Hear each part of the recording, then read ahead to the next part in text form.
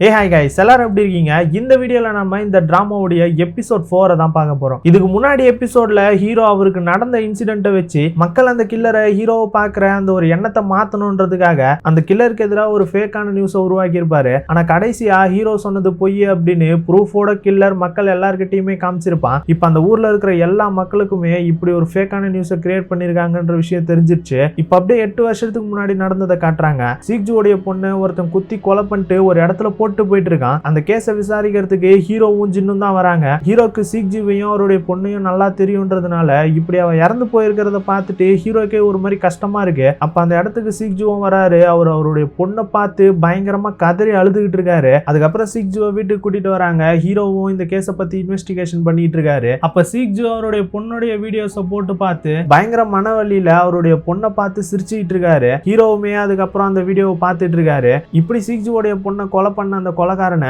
எந்த ஒரு பெரிய தண்டனையும் இல்லாம விடுதலை பண்ணிடுறாங்க. இதை பார்த்த ஹீரோவும் இதெல்லாம் என்ன சட்டம், எந்த விதமான சட்டம், இப்படி ஒரு கொலைகாரனை வெளியே விட்டுருக்கானுங்க, இவங்க எல்லாம் என்ன பண்றது அப்படின்னு கோவப்பட்டு இருக்காரு. சீக்ஜு அவரை தடுத்து நம்ம எதுவும் பண்ண முடியாது, இதுதான் சட்டம், நம்ம அதை ஃபாலோ பண்ணி தான் ஆகணும் அப்படின்னு சொல்லிட்டு இருக்காரு. இப்ப பிரசன்ட்ல காட்டுறாங்க ஹீரோ இப்படி ஒரு ஃபேக்கான நியூஸ் கிரியேட் பண்ணார்ல, இந்த விஷயம் எல்லாருக்கும் தெரிஞ்சு போச்சு. இதை மின்சுவும் டிவில பார்த்துட்டு இருக்கான். அப்ப அவன் கூட ஒரு பொண்ணு இருக்கா. அவளும் அவனுடைய செஸ்ட்ல ஒரு மாதிரி கீரல் இருக்கிறத பார்த்துட்டு இது என்ன கீரல் அப்படின்ற மாதிரி தொட்டு கேட்டுக்கிட்டு இருக்கா. இப்படி இவ அவனை நியூஸ் பார்க்க விடாம டிஸ்ட்ராக்ட் பண்ணிட்டு இருந்ததுனால கடுப்பாகி அந்த பொண்ணை போட்டு பயங்கரமா அடிச்சு போட்டு ஏதோ சைக்கோ மாதிரி சிரிச்சுக்கிட்டு இருக்கான். அதுக்கப்புறம் ரொம்பவும் காஸ்ட்லியான ஒரு வாட்சை அந்த பொண்ணுக்கு பக்கத்துல போட்டு அங்க இருந்து கிளம்பி போயிடுறான். இன்னொரு பக்கம் ஹீரோவும் மீடியா ஆளுங்க கிட்ட வந்து நான் இப்படி ஒரு ஃபேக்கான நியூஸை கிரியேட் பண்ணதுக்கு என்ன மன்னிச்சிடுங்க, ஆனா அந்த கொலைகாரனை பிடிக்கிறதுக்கு மறுபடியும் நான் இதை பண்றதுக்கு தயங்க மாட்டேன். அதோட நீ உன்னை ஒரு ஹீரோன்னு தப்பா நினைச்சிட்டு இருக்கடா, எந்த எல்லைக்கும் போய் கண்டிப்பா உன்னையும் உன்னுடைய இந்த கில்லிங் ஓட்டியும் அழிப்பேன் அப்படின்னு சொல்லிட்டு இருக்காரு. மீடியா ஆளுங்களும் சரமாரியா கேள்வி கேட்க ஆரம்பிச்சிடுறாங்க. அப்ப ஹீரோயின் உடனே ஐயோ அங்க பாருங்க நெருப்புச்சிச்சு அப்படின்னு சொல்லி மீடியா ஆளுங்க எல்லாரையும் திசை திருப்பிட்டு ஹீரோவை அங்கிருந்து கூட்டிட்டு ஓடி போயிடுறா. இன்னொரு பக்கம் ஹீரோவுடைய அந்த ஸ்பெஷல் இன்வெஸ்டிகேஷன் யூனிட்ல இருக்கிற ஆளுங்க எல்லாம் இந்த நியூஸை பாக்குறாங்க. அவங்க எல்லாருக்குமே இவங்க எதுக்கு இந்த விஷயத்த நம்ம கிட்ட இருந்து மறைச்சாங்க, இதை நம்ம கிட்ட சொல்லியிருந்தா நம்மளுக்கே புரிஞ்சிருக்குமே, எதுக்கு மறைச்சாங்க அப்படின்ற மாதிரி ஜின்னு மேலையும் ஹீரோ மேலையும் ஒரு மாதிரி கடுப்புல இருக்காங்க. ஜின்னு இதை புரிஞ்சுக்கிட்டு அவங்க கிட்ட என்ன விஷயம் அப்படின்றத பத்தி எக்ஸ்பிளைன் பண்ணிட்டு இருக்காரு. அப்ப அவருக்கு பேவோடைய ஒய்ஃப் அந்த ரஷ்யன் லேடியோட டெட் பாடியை கண்டுபிடிச்சிருக்காங்க அப்படின்னு சொல்லி நியூஸ் வருது. இதை கேட்ட ஜின்னோ அங்க இருக்கவங்க கிட்ட இந்த விஷயத்த சொல்லிட்டு அங்க இருந்து கிளம்புறாரு. அவர் கூட அந்த 2 போலீஸ் ஆபீசரும் ஜோவுமே கிளம்பி போறாங்க. அதே நேரம் அந்த கில்லர் நியூஸ்ல ஹீரோ பேசிட்டு இருக்கிறதெல்லாம் பார்த்து பயங்கரமா சிரிச்சிட்டு இருக்கான். இப்ப அப்படியே ஜெயில காட்டுறாங்க. சீக்ஜுவும் இந்த நியூஸை பத்தி எல்லாம் பார்த்துட்டு இருக்காரு. அவர் இப்ப அந்த ஜெயிலோட வார்டன் கூட தான் இருக்காரு. இப்ப மீடியா ஆளுங்களுக்கு ஹீரோ ஜெயிலுக்கு வந்துட்டு போன விஷயம் தெரியல, ஆனா அவங்களுக்கு அவர் எதுக்காக வந்துட்டு போனாருன்ற விஷயம் தெரியாது. அதனால அது வெளியே தெரிஞ்சா நம்மளுக்கு தான் பிரச்சனைன்னு சொல்லி சீக்ஜு சீக்கிரமா அந்த கில்லரை கண்டுபிடிக்கணும்னு சொல்லி வார்டன் கிட்ட சொல்லிட்டு இருக்காரு. இதை கேட்ட வார்டனும் சந்தேகத்தோட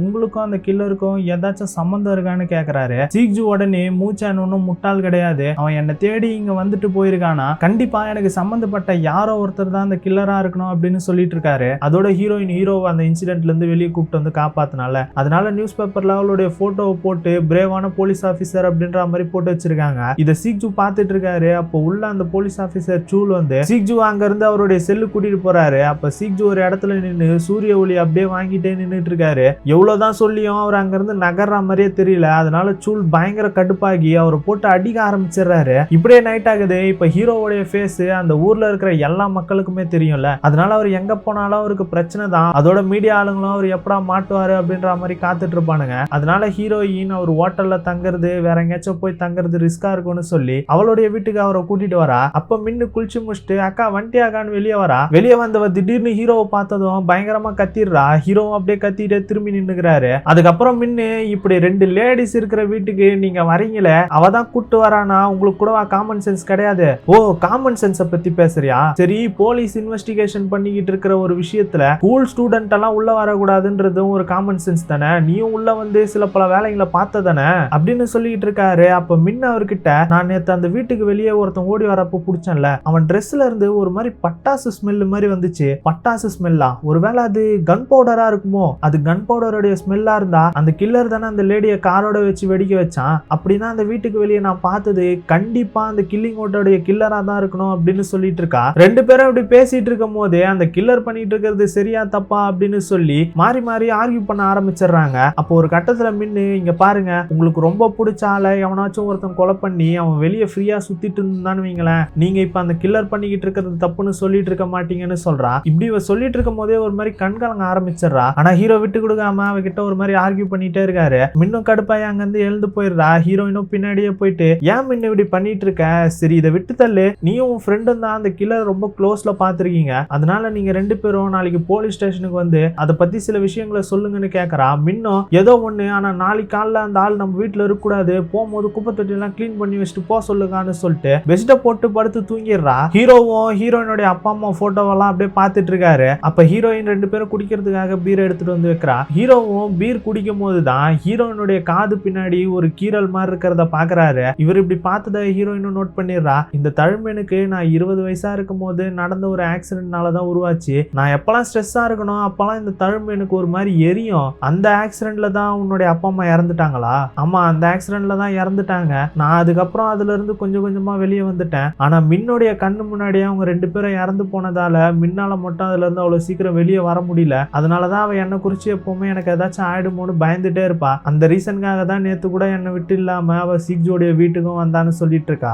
இப்படி அவ சொல்லிட்டு, சரி இப்போ உங்களுடைய டைம், நீங்க ஒரு விஷயத்தை எனக்கு சொல்லுங்க, சிக்ஜுக்கும் உங்களுக்கும் என்ன சம்பந்தம் அப்படின்னு கேக்குறா. இப்ப அப்படியே பிளாஷ்பேக்ல காட்டுறாங்க. சிக்ஜுடைய பொண்ணை ஒருத்தன் கொலை பண்ணிருப்பான்ல. ஆக்சுவலா அவன் மனநலம் பாதிக்கப்பட்டவன். அவனுடைய அப்பா சேர்மனுடைய வீட்டுல டிரைவரா இருக்காரு. அவனுடைய அம்மாவும் அதே வீட்டுல தான் வேலை செய்யறாங்க. அந்த சேர்மன் இப்போ புதுசா ஒரு லேடியை கல்யாணம் பண்ணிருப்பான். அது வேற யாரும் கிடையாது, அந்த அசம்பிளி உமன் ஜியாங் தான். இப்படி இவன் சேர்மனுடைய வீட்டுல வேலை செய்யறவனுடைய பையன் அப்படின்றதால சேர்மன் இவ்வளவு காசு செலவு பண்ணியாச்சும் இவனை இந்த கேஸ்ல இருந்து வெளியே கொண்டு வந்துருவாங்க அப்படின்ற மாதிரி ஜின்னு ஹீரோ கிட்ட சொல்லிட்டு இருக்காரு. இப்படியே கோர்ட்ல கடைசி ட்ரையல் நடக்குது. அதுல ஹீரோ அவர் கலெக்ட் பண்ண எவிடன்ஸ் எல்லாம் வைக்கிறாரு. ஆனா எதிர்த்தரப்பு வக்கீல் இந்த எவிடன்ஸ் எல்லாம் ஏத்துக்க முடியாத மாதிரி இருக்கு அப்படின்னு சொல்லி அந்த கேஸ்ல இருந்து அந்த பையனை ஈஸியா காப்பாத்திடுறாங்க. அந்த அசம்பிளி லேடி ஜியாங்கும் அங்கதான் இருக்கா. சிக்ஜுவும் அவர் நம்பின சட்டம் அவரை ஏமாத்திருச்சுன்னு சொல்லி ஒரு மாதிரி பைத்தியக்காரத்தனமா சிரிச்சிட்டு இருக்காரு. ஹீரோக்கும் அவனுக்கு தண்டனை வாங்கி கொடுக்க முடியலன்னு சொல்லி ஒரு மாதிரி கில்ட்டியா இருக்கு. அதுக்கப்புறம் அங்க இருந்து கிளம்புறதுக்கு முன்னாடி அந்த அசம்பிளி உமனை பார்த்து முறைச்சிட்டு ஹீரோவே ஒரு மாதிரி பார்த்துட்டு அங்க இருந்து கிளம்பி போறாரு.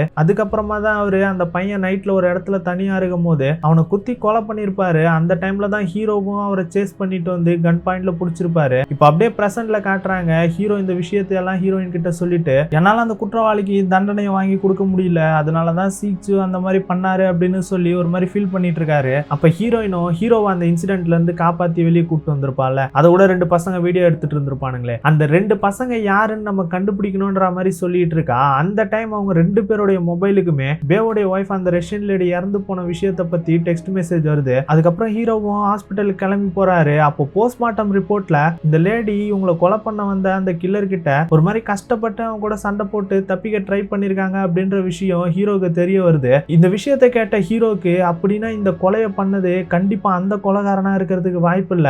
ஏன்னா நான் அவனை சிக்ஜுவோடைய வீட்டுல பார்த்தப்ப அவன் ரொம்ப நல்லாவே சண்டை போட்டான், ரொம்ப ஸ்ட்ராங்கான ஆளா இருந்தான். அவன் இவங்களை கொலை பண்ணிருக்கணும்னா ஈஸியா கொலை பண்ணிருப்பான். ஆனா இவங்க அவனை எதிர்த்து சண்டை போடுற அளவுக்கு அவன் ஒரு வீக்கான ஆளா இருந்திருக்கானா, கண்டிப்பா இவங்களை கொலை பண்ணது வேற ஆளா தான் இருக்கும் அப்படின்னு சொல்லிட்டு இருக்காரு. அடுத்த நாள் ஸ்கூல்ல மின்சு விண்டோ வழியா வெளியே எக்ஸசைஸ் பண்ணிட்டு இருக்க பொண்ணுங்களை ஒரு மாதிரி தப்பா பார்த்துட்டு இருக்கான். இவன் இப்படி பார்த்துட்டு இருக்கிறத ஜியூனும் நோட் பண்ணிடுறான். அப்போ மின்சு இவனை பார்க்கும்போது ஜியூன் ஒரு மாதிரி குனிஞ்சிக்கிறான். இன்னொரு பக்கம் மின்சு கூட ஒரு பொண்ணு இருந்தால அவளை கூட மின்சு அடிச்சுட்டு காஸ்ட்லியான வாட்சை போட்டு போயிருப்பானே, அவ இப்ப அந்த வாட்சை எடுத்துட்டு வந்து ஒரு ஜுவல்லரி ஷாப்ல விற்கிறதுக்காக வரா. ஆனா அந்த வாட்சிக்கு வாரண்டி இல்லன்றதுனால அதை வாங்க மாட்டாங்க. அப்போ உள்ள வந்து அந்த அசம்பிளி உமன் ஜியாங் இவளை போட்டு அடிச்சுட்டு கடையை சாத்த சொல்லிடுறா. ஆக்சுவலா மின்சு கூட இருந்த இந்த பொண்ணு ஒரு ஆக்ட்ரஸ். இப்ப ஜியாங்கும் அவங்க பையனை பத்தி இவ வெளியே யார்கிட்டயும் எதுவும் சொல்ற கூடாதுன்னு சொல்லி இதை விட ரொம்பவும் 10 மடங்கு காஸ்ட்லியான ஒரு வாட்சை கொடுத்துட்டு வாயை மூடிட்டு இருக்க சொல்லிட்டு போறா. ஆனா இவ ஒரு மாதிரி நெக்லா பேசிட்டு இருக்கா. அதனால கடுப்பான இந்த ஜியாங்கும் அவளுடைய கார்ட் கிட்ட இவளுடைய ஆக்ட்ரஸ் கெரியரே முடிச்சு விட்டுரு அப்படின்னு சொல்லிட்டு போறா. அந்த லேடி கார்டும் கத்திய வச்சு அவளுடைய முகத்துல ஃபுல்லா கீரலை போட்டு விட்டு அங்க இருந்து போயிடுறா. இன்னொரு பக்கம் ஸ்கூல்ல ஒரு பையன் 2 பசங்க இவங்க கிட்ட இருந்து வாங்கின காசை கொடுக்காததுனால ஒரு மாதிரி மிரட்டிட்டு இருக்கான். ஆக்சுவலா அந்த காசை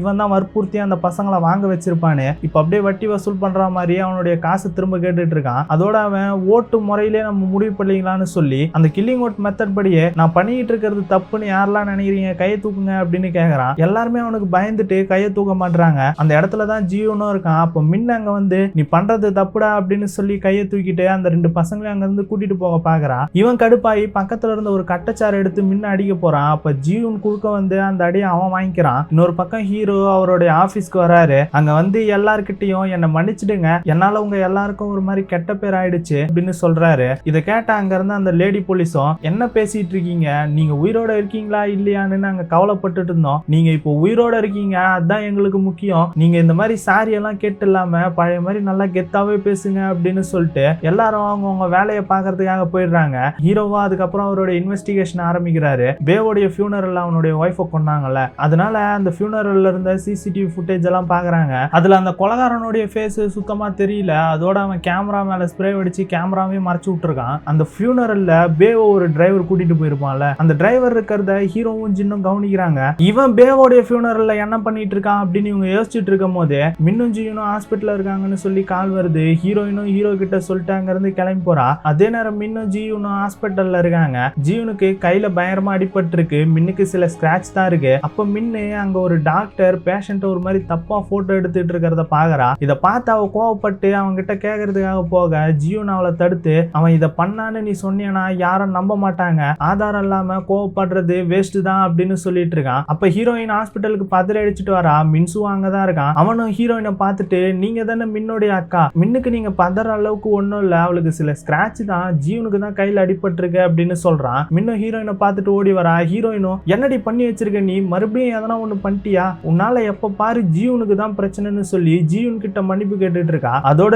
ஜியூனுடைய பாட்டி அந்த ஹாஸ்பிட்டல்ல தான் டாக்டரா இருக்காங்க. இது தெரிஞ்சுக்கிட்ட ஹீரோயினும் அவங்க கிட்ட மன்னிப்பு கேட்டுட்டு இருக்கா. அதுக்கப்புறம் மின்னு அவளுடைய டீச்சர் ஹீரோயின் 3 பேருமே அங்க இருந்து கிளம்பி போறாங்க. இப்ப ஜீனுடைய பாட்டிக்கு மின்னுடைய அக்கா போலீஸ்னு தெரிஞ்சிச்சுல, அவங்களும் ஜீவன் கிட்ட அந்த பொண்ணு கிட்டயும் அவங்க அக்கா கிட்டயும் கொஞ்சம் தள்ளியேறு அப்படின்னு சொல்லிட்டு இருக்காங்க. அடுத்த நாள் காலையில சூல் வார்டன் கிட்ட வந்து, சீக்ஜூக்கு இத்தனை நாளா நம்பர் 1 ஃபேன் அப்படின்னு சொல்லி ஒருத்தங்க கிட்ட இருந்து நிறைய லெட்டர் வந்திருக்கு. அந்த எல்லா லெட்டர்லயுமே அந்த கில்லிங் அவுட் சிம்பிளுமே போட்டிருக்கு. இந்த விஷயத்த வார்டன் கிட்ட சொல்லி, நீங்க தான் அவங்க கிட்ட ரொம்ப க்ளோஸா இருக்கீங்க, அதனால நீங்க இதுல ஏதாச்சும் முடிவு எடுத்தாகணும்னு சொல்லி வார்டன் ஒரு மாதிரி குழப்பி விட்டுறான். வார்டனும் என்ன பண்றதுன்னு தெரியாம முழிச்சிட்டு இருக்காரு. இன்னொரு பக்கம் ஹீரோயின் அந்த ரிப்போர்ட்டர் லேடி டூயை பாக்குறதுக்காக வரா. இவங்க 2 பேருக்குமே ஒருத்தர நல்லாவே தெரிஞ்சிருக்கு. ஹீரோயின் அங்க வந்து, எதுக்காக நீ இப்படி பண்ண, அந்த வீடியோவுடைய சோர்ஸ் உனக்கு எங்க இருந்து கிடைச்சிச்சு, அந்த கில்லர் தானே உனக்கு அதை அமுச்சு வச்சிருக்கான், அவனை எப்படி கான்டாக்ட் பண்றது அப்படின்னு சொல்லி கேட்டுட்டு இருக்கா. ஹீரோவை அந்த கார் இன்சிடென்ட்ல இருந்து காப்பாத்தி கூப்பிட்டு வந்தது ஹீரோயின் தான் அப்படின்னு சொல்லி நியூஸ்ல வந்திருக்கும்ல, அந்த நியூஸை பரப்பந்தே இந்த டூயி தான். ஹீரோயினோ இதை பத்தி கேட்கறா. ஆனா டூயி நெக்லா பேசிட்டு இருக்கா. ஹீரோயின் அவளை போட்டு அடிச்சு கேட்கறா. ஆனா அவ சொல்லவே மாட்டா. அவளும் டூயை மிரட்டிட்டு அங்க இருந்து கிளம்பி போயிடுறா. ஹீரோயின் போனதுக்கு அப்புறம் டூயி அவளுடைய மொபைல்ல அந்த கில்லர் மெயில் ஐடியில இந்த வீடியோ அமுச்சு வச்சிருக்கான் போல,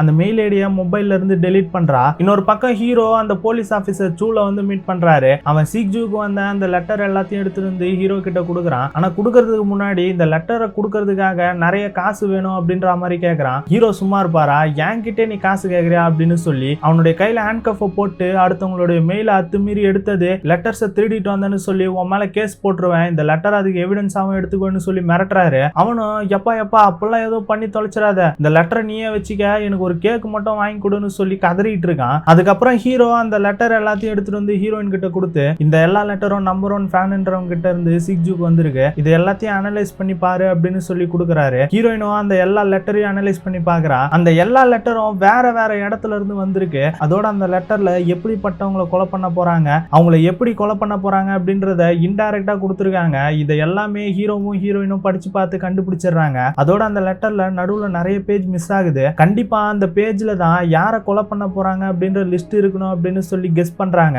இந்த லெட்டர் எல்லாம் சீக்ஜூக்கு வந்திருக்கு. ஒன்னு இந்த லெட்டர்ல இருக்கிற பேஜஸ் சீக்ஜூ எடுத்திருக்கணும், அப்படி இல்லைன்னா சூல் எடுத்திருக்கணும்னு சொல்லி சந்தேகப்படுறாங்க. அதுக்கு அடுத்த நாள் ஹீரோயின் சீக்ஜூவை போய் ஜெயில மீட் பண்றா. ஹீரோவும் அவங்க 2 பேரும் பேசுறத வெளியே இருந்து மானிட்டர் பண்ணிட்டு தான் இருக்காரு. ஹீரோயின் சீக்ஜூவை பார்த்ததுமே ஒரு மாதிரி பதட்டமா இருக்கா. அப்ப ஹீரோயின் அவளுடைய ஷோல்டர்ல கை வச்சு, பதட்டப்படாத, சீக்ஜூ உன்னை கவனிச்சிட்டு இருப்பாருன்னு சொல்ற மாதிரி இருக்கு. ஹீரோயினும் அப்படியே ரிலாக்ஸ் ஆயிட்டு சீக்ஜூடைய வீட்ல இருந்து எடுத்துட்டு வந்த ஒரு கேசட்ல மியூசிக்கை போட்டு விடுறா. அந்த மியூசிக்கை சீக்ஜூ அப்படியே மறந்து கேட்டுட்டு இருக்காரு. அப்ப ஹீரோயின் அவர்கிட்ட அந்த லெட்டர்ஸ் எல்லாத்தையும் கொடுத்து, இதுல சில பேஜஸ் மிஸ் ஆயிருக்கு, அந்த பேஜ்ல தான் அடுத்தடுத்து கொலை பண்ண போறவங்களுடைய நேம் லிஸ்ட் இருக்கும்னு நாங்க சந்தேகப்படுறோம் அப்படின்னு சொல்றா. சீக்ஜூவும், ஆமா அதுல தான் பேர் இருந்துச்சு, அப்படின்னா அதை சொல்லுங்க, அந்த பேஜஸ் எல்லாம் எங்க இருக்கு அப்படின்னு கேக்குறா. ஆனா சீக்ஜூ, அதெல்லாம் என் மைண்ட்ல இருக்கு அப்படின்னு சொல்லிட்டு இருக்காரு. ஹீரோயினும் விட்டு கொடுக்காம, அது சொல்லுங்க, அப்பதான் எங்களால காப்பாற்ற முடியும்னு எவ்வளவு கேட்டு பாக்குறா. அப்போ ஒரு கட்டத்துல சீக்ஜூ அங்க இருக்கிற கேமராவை பார்த்து, நீங்க என்ன இந்த ஜெயில இருந்து வெளியே கூட்டு போனீங்கன்னா உங்களுக்கு நான் அதை சொல்றேன், அதோட உங்களுக்கு உங்களுடைய இன்வெஸ்டிகேஷன்லயும் நான் ஹெல்ப் பண்ணுவேன் அப்படின்னு சொல்றாரு. சீக்ஜூக்கு ஹீரோ இதெல்லாம் மானிட்டர் பண்ணிட்டு இருக்காருன்றது நல்லாவே தெரிஞ்சிருக்கு போல, அதனாலதான் கேமராவை பார்த்து இதை சொல்றாரு. அப்ப சீக்ஜூ ஹீரோயின் கிட்ட தப்பு பண்ணவங்க எப்படி வெளியே வராங்க அப்படின்றத பத்தி சில விஷயங்களை சொல்லிட்டு, அடுத்து யாரை கொலை பண்ண போறாங்கன்னு ஒரு சில ஹிண்ட்டுங்களை கொடுக்குறாரு. ஹீரோயின் ஹீரோயினும் இவர் கொடுத்த ஹிண்ட்டையும் அந்த லெட்டர்ல எழுதி இந்த விஷயங்களையும் வச்சு அடுத்து மிலிட்டரியில இருக்கிற ஒரு ஆளை தானே கொலை பண்ண போறாங்க அப்படின்ற மாதிரி கேட்கறா. இவ இப்படி கேட்டதும் சீக்ஜு உடனே விசிட்டிங் டைம் முடிஞ்சிருச்சு, நான் போயிட்டு வரேன் அப்படின்னு சொல்லி அங்கிருந்து கிளம்பி போயிடுறாரு. இவர் இப்படி கிளம்பி போனதும் ஹீரோயினுக்கு அப்போ மிலிட்டரியில இருக்கிற ஆளை தான் அடுத்து கொலை பண்ண போறாங்களா அப்படின்னு பயங்கர அதிர்ச்சியில இருக்கா. ஹீரோவும் ஒரு பக்கம் கடுப்புல இருக்காரு. அதுக்கப்புறம் சீக்ஜுவை ஸ்பெஷல் பர்மிஷன்ல ஜெயில இருந்து வெளியே கொண்டு வராங்க. அவரை ஜெயில இருந்து கூட்டிட்டு போறதுக்காக ஹீரோயின் தான் வரா. இவரும் அப்படியே ஹீரோயினை பார்த்துட்டு இருக்காரு, ஹீரோயினும் இவரை பார்த்துட்டு இருக்கா. இப்படியே இந்த எபிசோட முடிக்கிறாங்க. இதுக்கப்புறம் என்ன நடக்க போகுது அப்படின்ற எல்லாத்தையும் அடுத்தடுத்த எபிசோட்ல பார்த்து தெரிஞ்சுக்கலாம். Bye guys.